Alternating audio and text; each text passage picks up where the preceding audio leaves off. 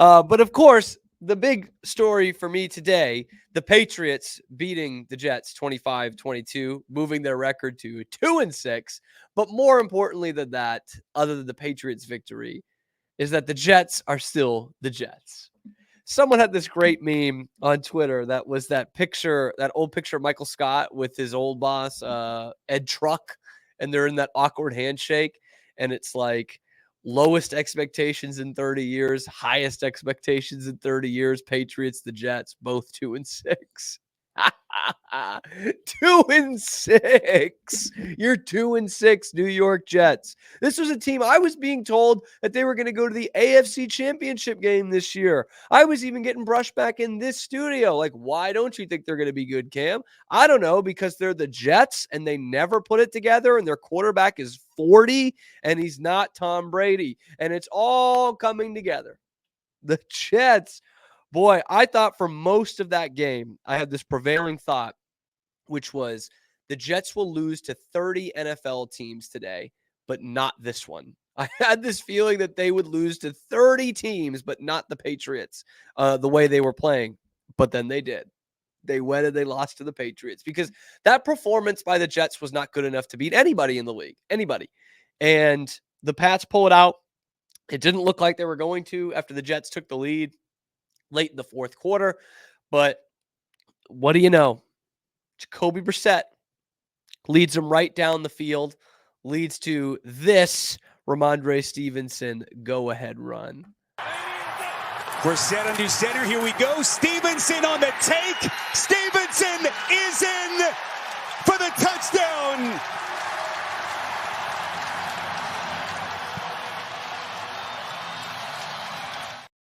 Oh, what a great way to end it. Smash mouth football. Just like I was telling you last week that that's what the Patriots are, a smash mouth running football team, right? Y'all remember me saying that, correct? I tell you, I think I am with many of you guys out there that were totally ready to give up on this game when Gerard Mayo was interviewed at halftime and says, nope, Drake is out for the rest of the game. Got the headshot on while he was sliding in the second quarter. And once you put Jacoby Brissett back in there, I'm like, that's it. It's done. And because I knew the Jets weren't playing well, so it was like it hurt extra that Jacoby Brissett had to go back out there. Like when he trotted back out there on the field and they had a 3rd and 8 and he threw it 4 yards downfield, I considered getting a vasectomy. I was like, I don't want my kids to have to watch anything going with this franchise for the next 10, 15 years or whatever it's going to be. I don't want to expose my children to something that could be like Jacoby Brissett playing football. But Brissett went down there and he made it happen. Game-winning drive, 2-minute drill. The Patriots. Jacoby Brissett. What the hell? Where did that come from? He's hitting Kayshon Boutte for big plays on 3rd and 9. It's like a 35-yard reception, 1st and goal. What is happening? Oh, man. And if you didn't have a good enough reminder when Jacoby went out there, you certainly had it by the end of the game that this is just the worst receiving core I've ever seen. When you get a text that says, I wish the Patriots wide receivers had the hands that Hunter Henry did, then you know you're in a bad way. Like, and Hunter Henry's fine, but like, what are we doing here? I had counted it at 5 drops for Patriots receivers in that game, and Jalen Polk didn't even dress. He and Kendrick Bourne could have been trading jerseys the whole year. We wouldn't have even known. They give you the same thing. They get their hands on everything, and they bring down nothing. Oh, and you see just how much Drake May really, really covers up a lot of the pimples here. The wide receiver core, the offensive line, which had its moments yesterday. Michael Jordan, who had a big holding call, take back a massive pass play, actually had a nice play on that Ramondre Stevenson run. Ramondre had a nice game. You look at the stats, it's not much. 20 carries for 48 yards. You're like, seriously? You're telling me he had a good game? Yeah, when they called on him, he was there.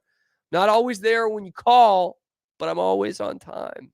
Had a nice catch down the sideline on a 3rd down, which set up their 2nd touchdown, which he scored as well, scored the game winner. And the Patriots improve to 2-6 and end the 6-game losing streak. But of course, the story around this is the Jets. And I'm okay with that.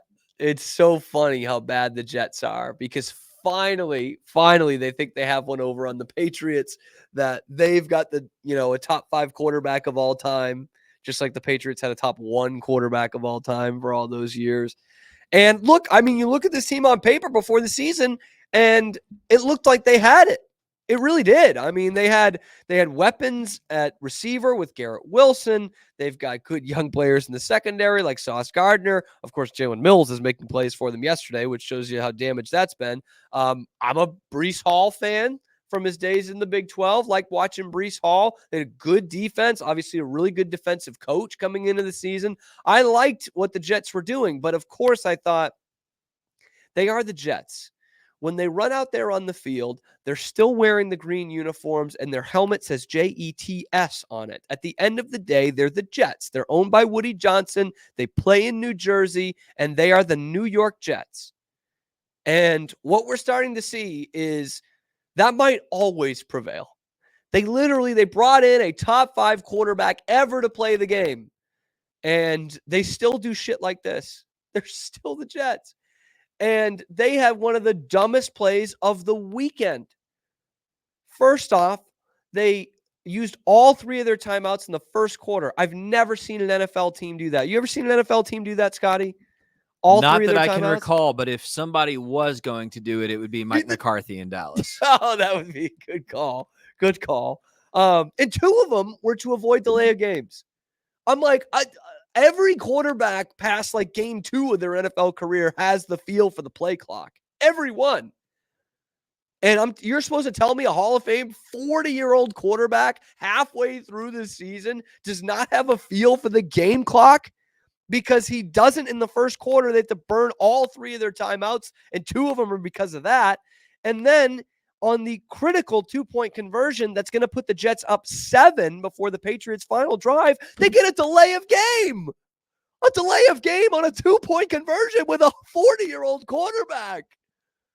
Get out of your own way, New York Jets. That is so brain dead. That is so stupid. Like, we would kill anyone for doing that. This is a Hall of Fame quarterback doing it for the Jets. I mean, talk about checked out. Oh, man. And even when he was getting the snap off, he just didn't look like Aaron Rodgers, really. His game, I mean, was fine overall when you look at the stats, and he got them into the lead. 17 of 28, 233, a couple of touchdowns, didn't turn the ball over. So it looked fine, but when you take those things into account, the fact that he can't manage the damn game clock, it's like, what are we doing here? What a mess. What a mess for the Jets now at 2-6. And what's the name of their Umbricht or something? Umbricht, I think, is their head coach.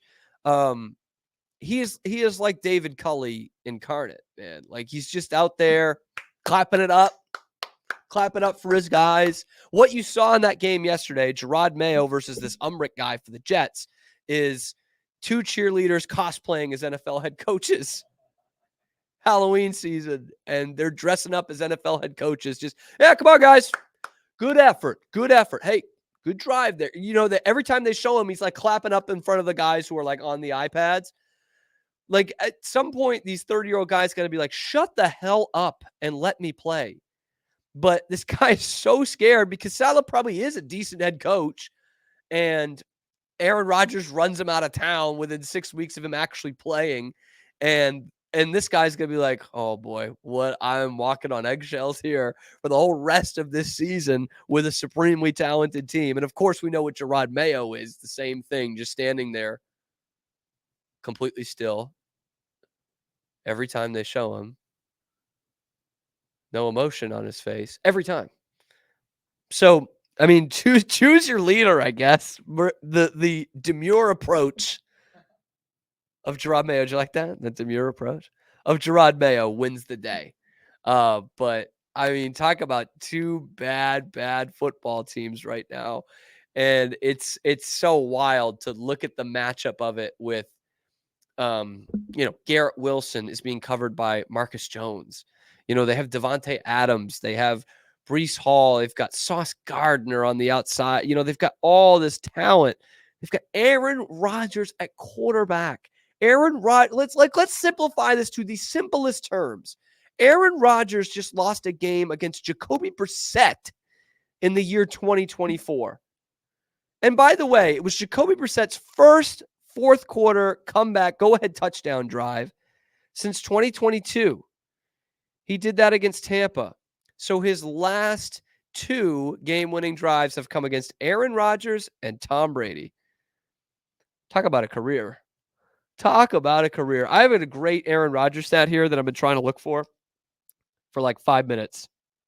And if I didn't like this or bookmark this, I'm a real idiot. Well, I'm kind of a real idiot anyway. So I'm just really looking for something to talk about until I get there. Did I not do this? Can I ask you a question about Aaron Rodgers? Please. You really think he's a top 5 quarterback ever? Well, I mean, I'm starting to question it. I mean, yeah. I think if we're taking, yes, because I already said it now, Scotty, so I'm going to stick with it.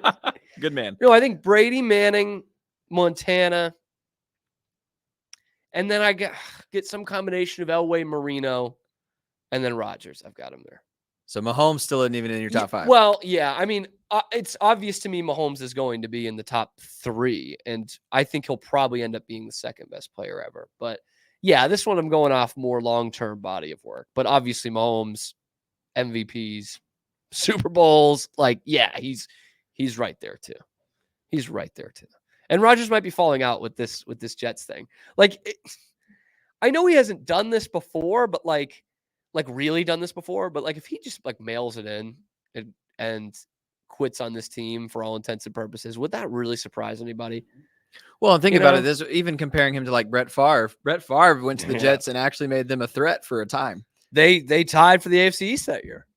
Right. He did throw 22 touchdowns and 22 picks that year. So he's falling behind Favre. Even he's not quite at the Favre's legacy. Yeah. Yeah. And their careers are going to be so similar.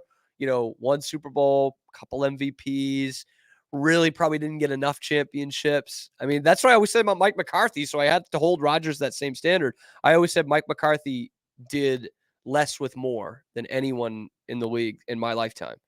Tony Dungy can make that claim as well. All right, so here's the stat. Crazy. The Jets had 0 turnovers and held the Patriots to 247 yards and lost. They're the first team to lose a game which they did not turn the ball over and held their opponent under 250 yards since week 3 of 2012. In that game in 2012, the losing quarterback, Aaron Rodgers. The Packers lost to the Seahawks, and that was the Fail Mary game. You remember that? Yes. With I think it was Golden Tate who ends up coming down with it with the replacement refs. Yes. Since then, and in between those two, the teams who'd done that were 220-0. The Jets. That's Aaron Rodgers' legacy right there. Jets. They're done. 2-6. They're finished. They're now last place in the AFC East. The Jets. Jetsuck. Woo! That gives me so much joy to see that the Jets also suck.